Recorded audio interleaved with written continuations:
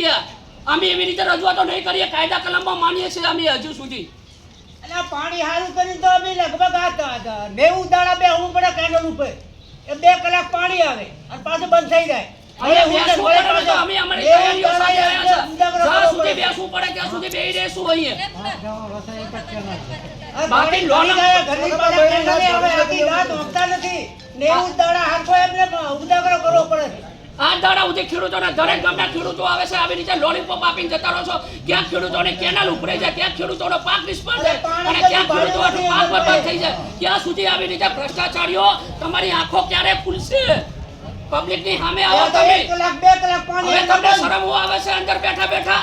પબ્લિકની સામે આવો તો ખબર પડે. હાથે તમે બેસી લો, ખબર પડે કે કેટલી ઠંડી પડે છે.